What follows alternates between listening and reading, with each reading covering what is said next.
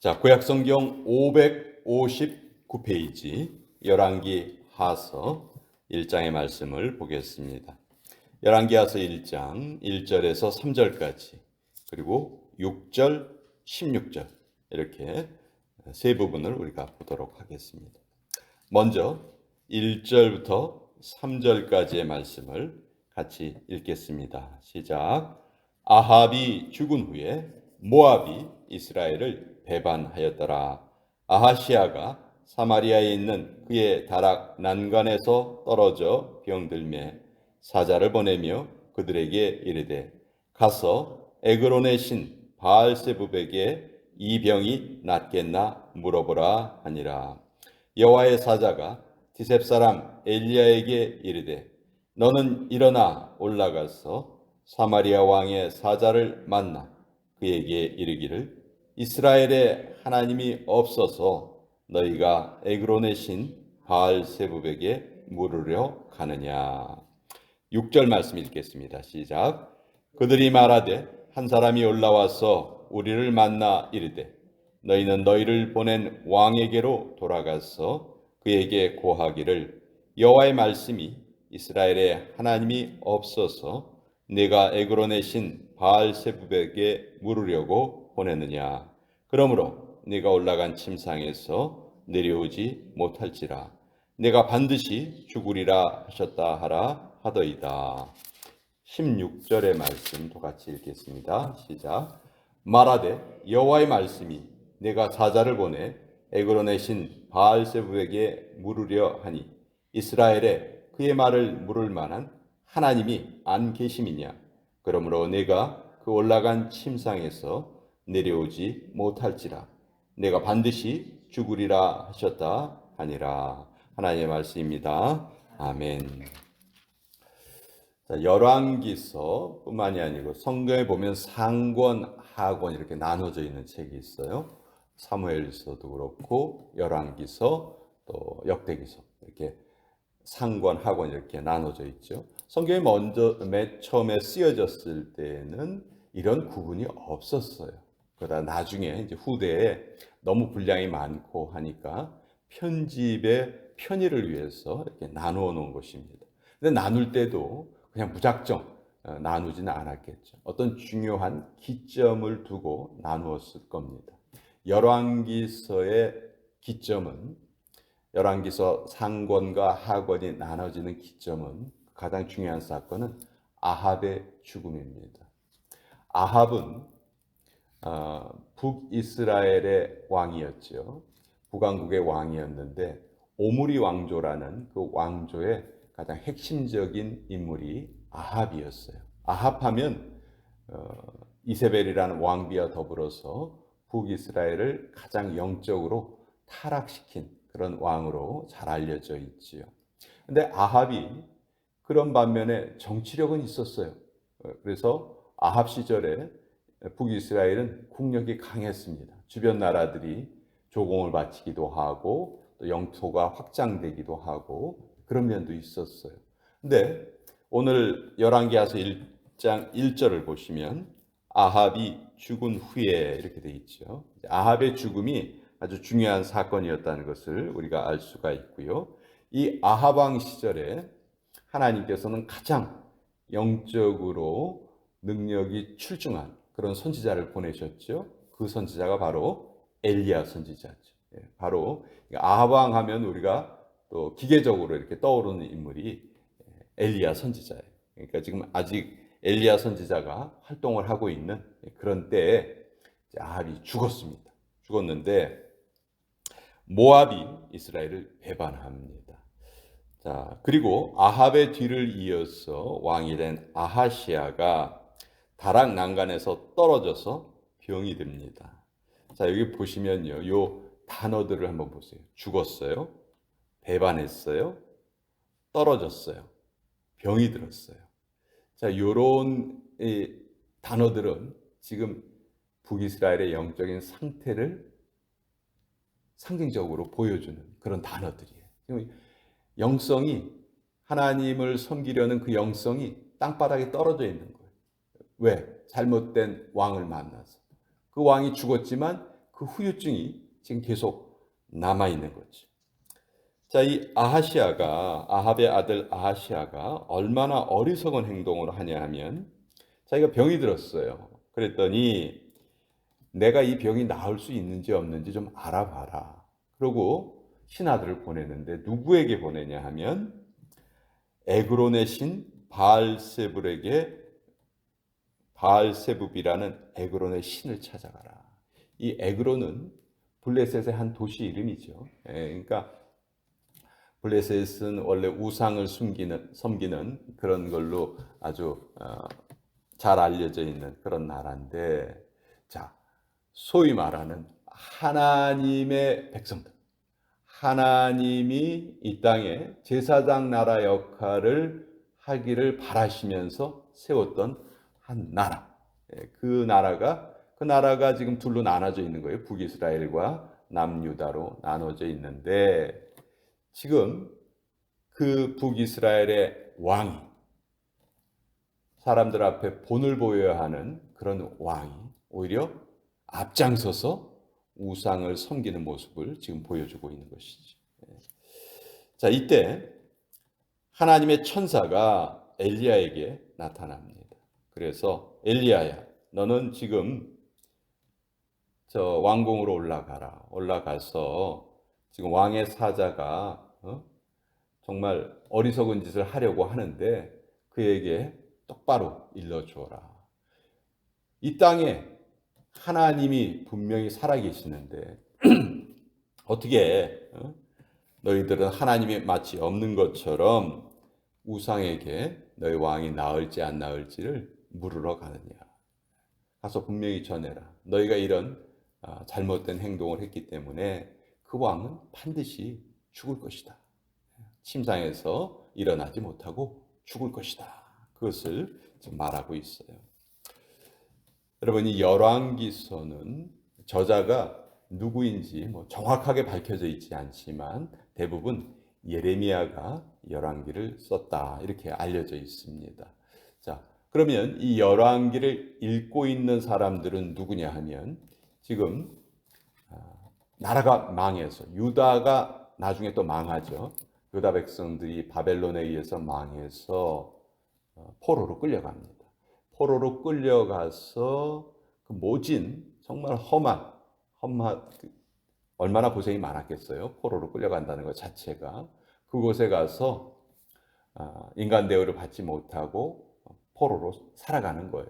근데 그 사람들에게 예레미야가 썼던 이스라엘의 역사입니다.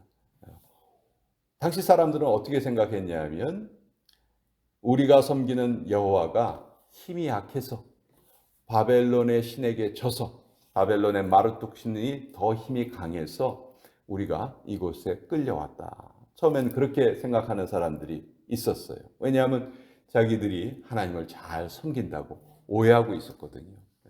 실제 삶의 모습은 전혀 그렇지 않았으면서도 그저 예루살렘에 성전이 있고 우리가 제사를 드리고 우리에게 율법이 있고 그렇기 때문에 속마음으로는 하나님의 법을 따르지 않으면서 겉으로 보여지는 외적인 모습, 형식주의에 치중해서 그렇게 살아가면서 자기들의 신앙이 좋다 이렇게 생각을 했던 거예요.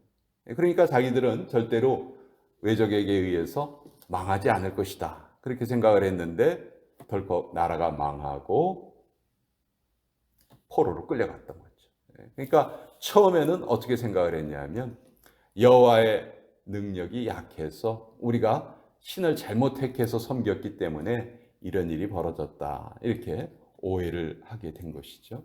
그때 하나님께서 예레미야를 통해서는 역사를 기록해서 그들에게 읽혀 주셨고 또 포로로 끌려갔던 그 백성들 중에 에스겔이라는 그 한 인물을 또 선지자로 세우셔서 우리가 이곳에 포로로 끌려온 것은 하나님이 능력이 없으셔서가 아니고 우리가 하나님을 제대로 섬기지 못했기 때문이다. 우리가 하나님의 말씀을 지키지 않았기 때문에 우리가 이런 어려움을 당하는 것이다. 그러나 하나님께서는 다시 우리를 회복시켜 주실 것이다 하면서 그 포로들을 일깨워 가시는 거죠. 자, 그러니까 지금 이 열왕기를 읽고 있는 사람들이 포로들이다 하는 것을 우리가 잘 알면서 이 열왕기를 읽으면 그들의 심정에서 하나님의 말씀을 받을 수 있는 겁니다. 자, 오늘 우리가 읽은 구절에서 반복되는 모습이 있죠. 이스라엘에 하나님이 없어서 너희가 에그론의 신 바알세붑에게 물으러 가느냐. 이 표현이 3번이나 반복되고 있습니다. 하나님의 안타까운 마음이 여기에 잘 나타나 있죠. 자, 왕의 사신들이 이 말을 왕에게 아하시아에게 전하니까 아하시아가 물어봅니다. 너희에게 그렇게 말을 한 사람이 모습이 어떻더냐? 그랬더니 이거 누군지 잘 모르겠는데요. 털이 무척 많던데요.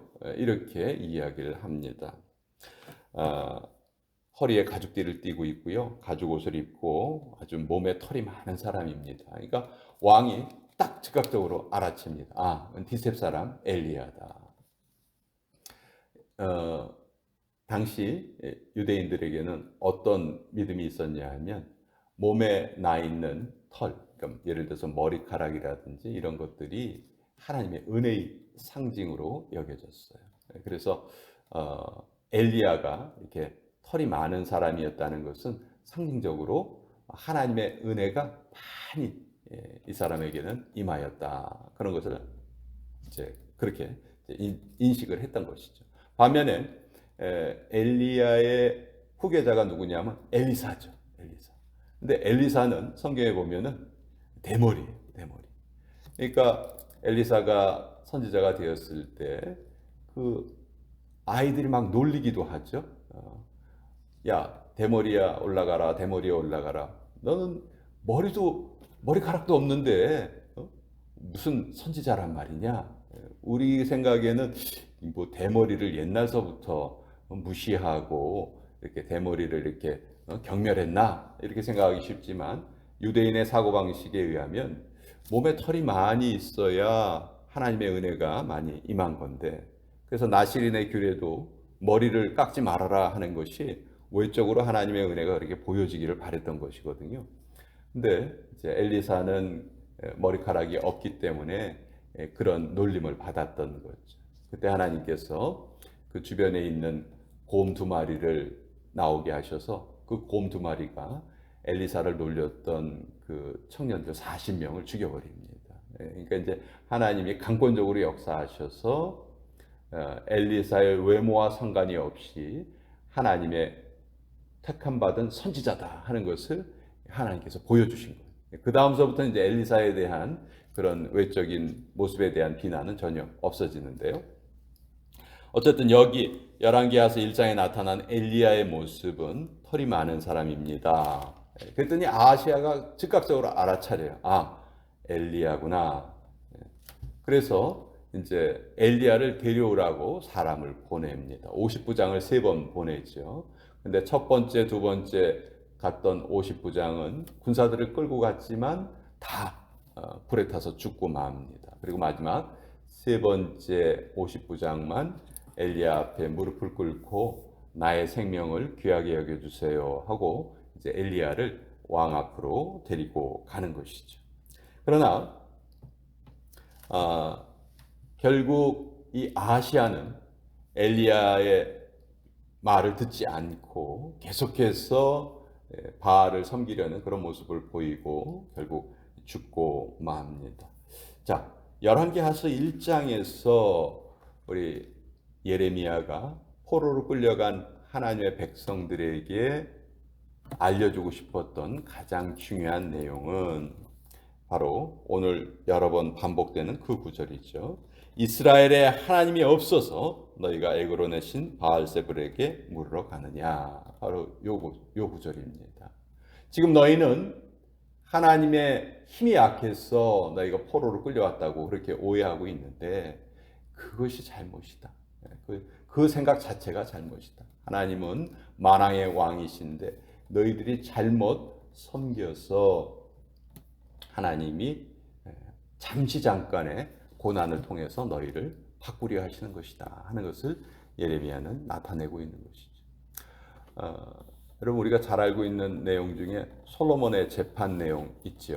열왕기서에 기록되어 있는 내용인데 솔로몬의 재판을 보면 그 두 여인이 동시에 아이를 낳았지만 한 여인이 낳은 아이는 밤에 자다가 죽임을 당하죠. 그랬더니 그 여인이 어떻게 합니까?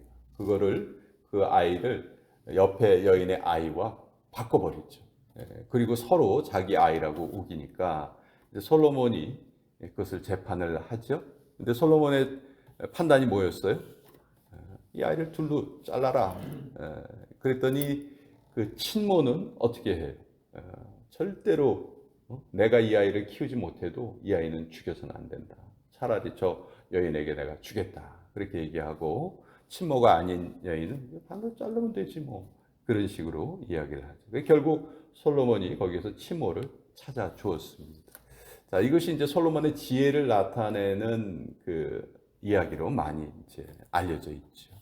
그러나 성경은요, 어느 부분에서도 사람을 칭송하기 위해서 성경에 기록되지 않았어요. 솔로몬의 이 사건은 하나님의 마음을 잘 보여주는 그런 내용입니다.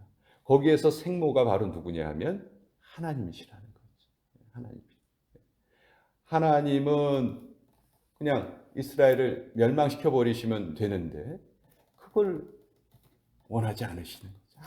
아무리 잘못이 있어도 이 아이만큼은 죽여서는 안 되겠다. 저 여자가 이 아이를 자기 거라고 말하는 것이 말도 안 되는 이야기지만 그래도 그래야지만 이 아이가 살 수 있다면 나는 이 아이를 포기하겠다 하는 그 아픈 마음이 나타나 있죠. 결국 그래서 자기 아이로 되찾을 수가 있었던 것이죠. 그래서 이 솔로몬의 재판은 어떻게 보면 열왕기서 전체 아니면 구약 성경 전체의 내용을 잘 보여주는 그런 상징적인 이야기예요. 솔로몬의 지혜를 칭송하는 이야기가 아니고 하나님의 마음을 보여주시는 그런 내용인데 그것이 이제 열왕기 상에 이제 나타나 있죠. 자, 오늘도 하나님께서는 우리에게 동일한 질문을 하고 계시는 거예요. 너희가 하나님이 없기 때문에 다른 것을 지금 의지하고 있느냐? 너희는 하나님을 섬긴다고 하면서 그 하나님의 능력이 없다고 생각해서 돈을 쫓아가고 권력을 쫓아가고 이 세상 사람들이 좋아하는 것을 쫓아가고 있느냐? 그런 것은 사실 아무 소용이 없고 필요도 없고 능력이 없는 것이라는 것을 하나님이 우리에게 알려주고 계시는 거죠. 그리고 이 말씀은요, 하나님의 백성에게 주어진 말씀이에요. 세상 사람들은 야, 너희에게 하나님이 없어서 네가 다른 거 의지하냐? 이렇게 물어보면요, 뭔 소리 하는 거야 이거? 내가 언제 하나님 믿기나 했어? 뭐 이런 식의 반응을 보일 거예요. 근데 이 말씀은 소위 하나님의 백성이라고 불려지는 사람들, 오늘날 우리가 살아가는 시대에서는 바로 우리들이죠. 크리스찬이라고 자부하고 있는 우리들에게 하나님께서 동일한 질문을 하고 계시는 거예요. 하나님이 없어서 바알세부에게 물으러 가느냐? 너 하나님을 믿고 있다고 하면서도 그 하나님이 능력이 없다고 생각해서 네 꾀를 쫓고 다른 것을 쫓아가고 여기저기 기웃기웃거리고 그렇게 살아가는 것이 아니냐? 하나님께서 우리에게 동일한 질문을 지금 하고 계시는 거죠. 이 질문에 제대로 답하지 못했던 아하시아는 결국 죽고 맙니다. 그러니까 이런 이스라엘의 역사를 통해서 예레미야는 포로로 끌려간 그 백성들이 다시 한번 하나님을 올바로 섬기기를 원했고 결국 예레미야의 예언대로 하나님께서는 그 이스라엘 백성들을 다시 예루살렘으로 돌아가게 하시죠. 그래서 오늘 이 말씀은 단지 구약에 있었던 사건이 아니고 늘 성경에 있는 말씀은 살아서 역사하는 말씀이고 오늘 나에게 주시는 말씀이다 하는 것을 우리가 다시 한번 깨닫게 됩니다. 하나님은 결코 쿨하지 않으세요. 특별히 자녀들을 다루실 때 쿨하지 않으십니다. 하나님은 질투하시는 하나님이시라고 분명히 자기 자신을 알려주셨죠. 예. 이 질투는 괜한 질투가 아니고 자기의 백성과 또 자기의 언약을 맺은 백성 사이의 질투입니다. 예. 내 아내가 만약 나 말고 다른 남자를 좋아한다면 그건 질투하는 것이 당연하죠. 질투를 하지 않으면 그 결혼은 잘못된 결혼이에요. 결혼 관계가 아니라고 할 수 있죠. 그래서 하나님도 하나님의 자녀를 대하실 때에는 그 누구보다도 질투하시는 하나님이십니다. 그것은 우리를 사랑하시기 때문에 그런 거죠. 자식이 잘 되기를 바라는 마음에 화도 내시는 것이고 자식이 잘못된 행동을 할 때 돌이켜 주시기를 하시는 것이죠. 그래서 오늘도 우리는 그 하나님의 사랑을 받고 있는 바로 당사자다 하는 그 마음을 가지고 오늘 하루를 또 같이 살아갔으면 좋겠습니다. 자, 오늘 이제